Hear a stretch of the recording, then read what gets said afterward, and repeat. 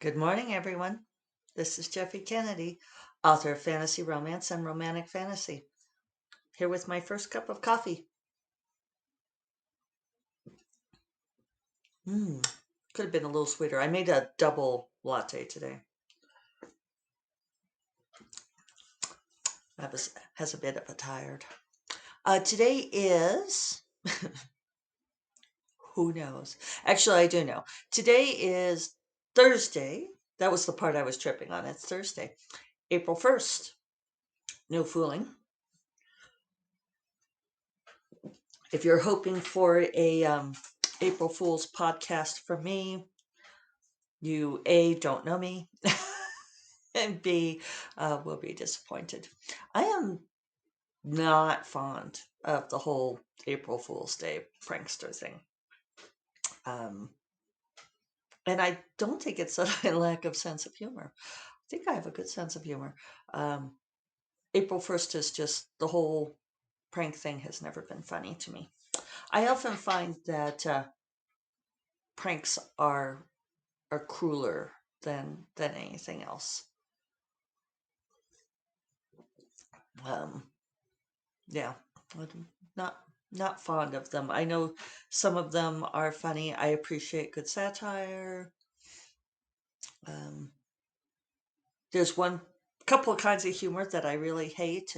One of which I won't tell you because the few occasions that I have confessed that I don't like this thing, then people start offering me, will like compulsively start offering that particular kind of humor to me, and it's it's a bizarre thing. It's like I tell people that it like I occasionally have mentioned that I don't like this, that it like sets my teeth on edge. Sometimes I think it's akin to somebody who has perfect pitch, which I absolutely do not. Uh, I have like fuzzy pitch. I can't even hear pitch very well. Uh, but someone like say having someone tell you that they have perfect pitch and can't abide anything sung off key, and the person immediately has to start singing off key. It's a weird phenomenon. So anyway, I've just stopped telling people because people like to torment me with it. Anyway, um, happy April Fools. If you enjoyed the day, I hope I didn't put a damper on it with my bitching. Um, yeah, upset, right? So, um, let's do earrings. Today's earrings are a pair I've had for a long time. I think all of my earrings I've had for a long time, right? Um, but they are ones that I've treasured for a long time. They are silver hook earrings, and they look like from a distance just sort of silver danglies. And then if you look up close, it's an articulated woman hanging with her arms up over her head, stretched over her head, almost like in a yoga pose, and very long legs. And it feels like very powerful goddess feminine energy to me. And I bought these, I remember clearly, in Newport, Oregon, near the beginning of my relationship with David. So coming up on 30 years ago, we took the kids on so it was probably like 25 years ago. uh, David had a conference in Corvallis, and we took the kids with us. It was their first plane flight, and we took them out to the beach in Newport, and we tooled around and did some things. It was a very fun trip, and I bought these at a little shop there. And yes, I've always liked these earrings. They have nice energy to them, nice powerfulness. Ah, so yes, I made the double latte today. Uh, Feeling a little tired, so I but I'm making great progress on Sorceress Queen and the Pirate Rogue. I only have like 140 pages to go, so I am on track to finish by tomorrow, which I really, really would love to do, and I think I can do it. Um, it's yeah, it hasn't been that bad of a revision. The book is surprisingly tight. It's like, wonder how I did that. So yeah, it's only taken a little bit of tightening here and there, and yeah, smoothing things out, weaving in a few things, but otherwise it's pretty good. So I have been breaking my own rule, which I blithely went about the other day when I said that it's tempting to do longer on revising, but that I make myself stick to the 3 1 hour sprints. Remember how I was talking about that? Blown out of the water. So let's see, what happened was on Wednesday. No, Tuesday. Tuesday. What is today? Who am I? What is art? Um, yeah, yeah, I definitely have book brain. I'm putting a lot of mental energy into this revision. And I'll explain partly why I'm doing this, besides the fact that I really want to get this done by tomorrow and sent to my proofreader. I had 2 dates. And you guys will notice that I do this on a lot of my deadline stuff, that I have my optimal deadline, and then I'll have sort of an interim deadline and then a drop dead deadline. And what happens is a lot of people with deadline stuff will ignore the first 2 deadlines and just only pay attention to that drop dead deadline. And the drop dead deadline is only useful if you really give weight to those interim deadlines. And it's kind of hard to explain how to do it, but you just have to learn to, I don't know, deal with yourself that way. And I don't mean like deal with yourself. I mean bargain with yourself. That, it's like, okay, yes, I know that this is the ideal deadline. Um, and and if we don't make it, it's not a fail. It goes back to that thing that I was telling you about a long time ago when one of my mentees said that she didn't really want to give herself deadlines because she didn't want to set herself up to fail. And it goes back to knife throwing, right? We were talking about that, the knife throwing, that you have to get really good at being happy when you throw the knife and stick the blade in the target, but being happy also if you don't. That if you don't stick the target, if the knife bounces off, if it hits and falls, because sometimes it'll stick just a little bit and then it goes, uh, that's okay too. That's not a failure. That it's not a capital F failure. That it's like sometimes you stick the target and sometimes you don't, and that there's not this emotional component to it, that there's not this huge weight of having not done what you set out to do. So,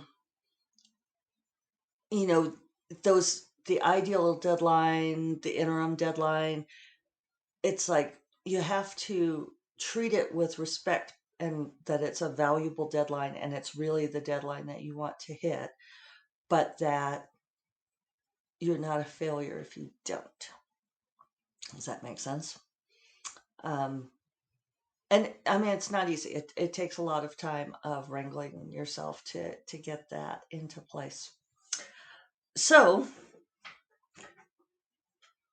so what I ended up, I really want to hit this tomorrow deadline, even though I did give my absolute drop dead deadline is April 8th. So I do have another week. There are a lot of reasons. I'm going to be out of town this weekend. Um, there will be no podcast Monday because I will be out of town. And I really want to have this book done before I go so that I can just totally decompress and relax over the weekend. It's a decompress weekend. I'm planning on laying around in the sun and drinking a lot. Um, so anyway, on Tuesday, I had kind of a slow hour to begin with. Dorinda had given me some notes on Tuesday morning, and so I had to go back and fill in a few things, and so it kind of slowed me down. And I decided to go ahead and do 2 more hours on Tuesday. So I ended up doing 5 1 hour sprints, uh, just to kind of get me up to where I wanted to be again. And then yesterday, Wednesday, um, oops, I did it again. uh, because, it's pretty simple math, right? Like I know right now I'm at like 343 pages, 92,000 words. And if I want to get done by Friday, then, it's like, okay, I have 3 days left of editing, and that means I have to do at least 90 pages a day, something like that.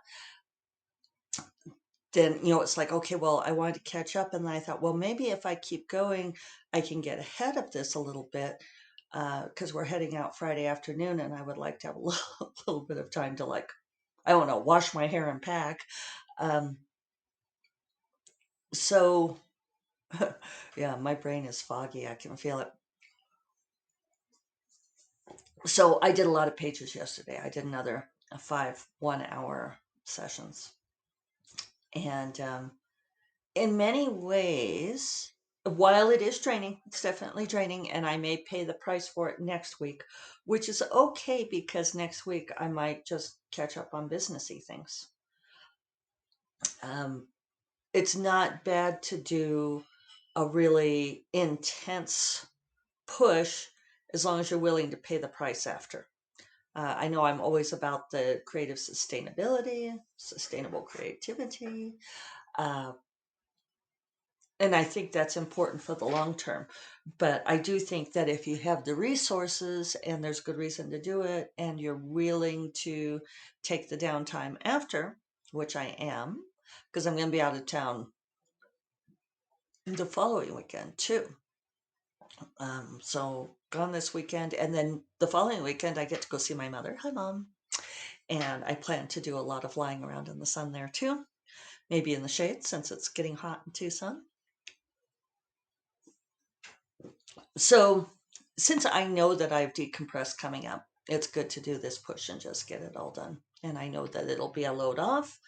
The other thing with doing a revision like this, especially it's not a really intense revision, right? This is it's my smoothing pass, because my first draft was fairly tight. Right now, what I'm doing is just making sure that all the threads make their way through the entire book. And it helps to do a whole lot of work very intensely because it helps me hold the whole story in my head. I'm making gestures that probably make no sense at all. I always have this idea of, I don't know why I want to draw my hand down over my face. It's like, hold the whole story there. So I'm thinking about it, and I don't know. Uh, I don't know, even if I were more articulate at the moment, if I had words, I don't think that I would be able to explain it very well. So, um, oh yeah,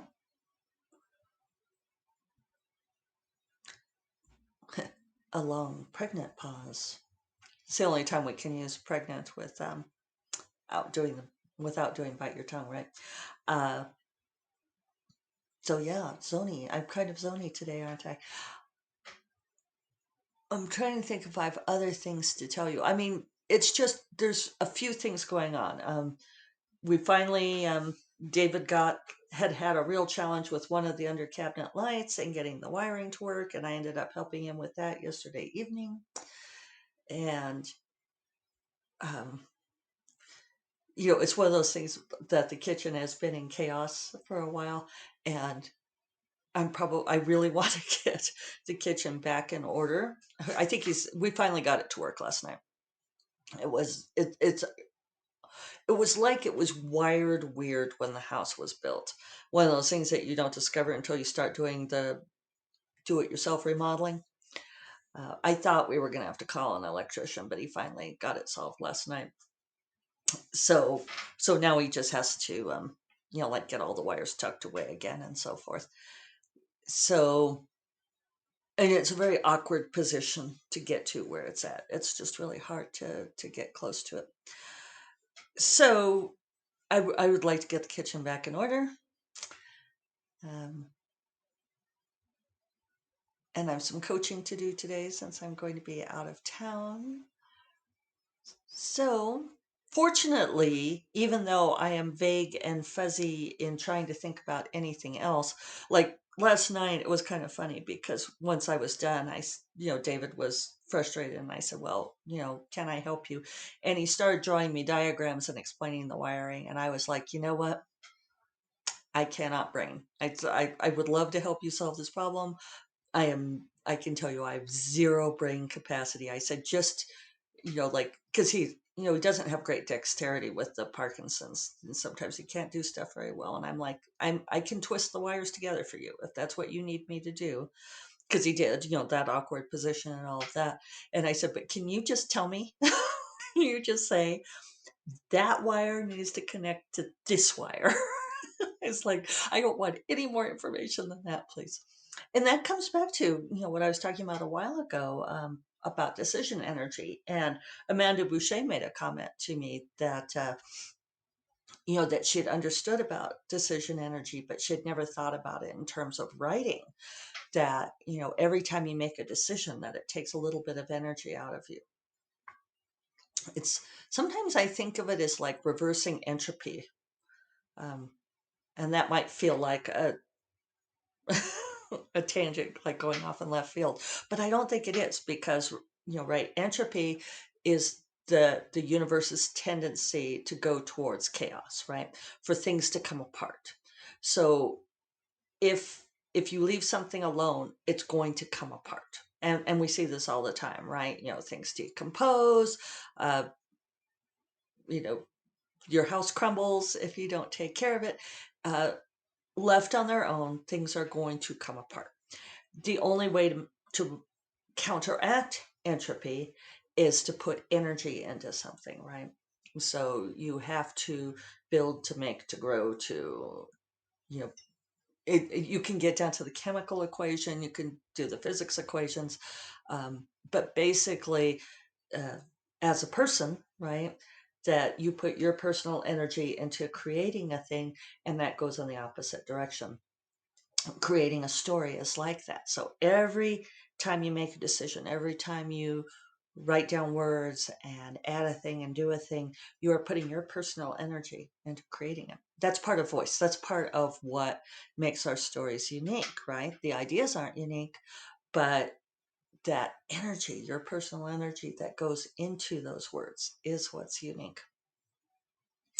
So revising like this, it's like I'm reading along and I'm constantly making decisions, and it's just draining.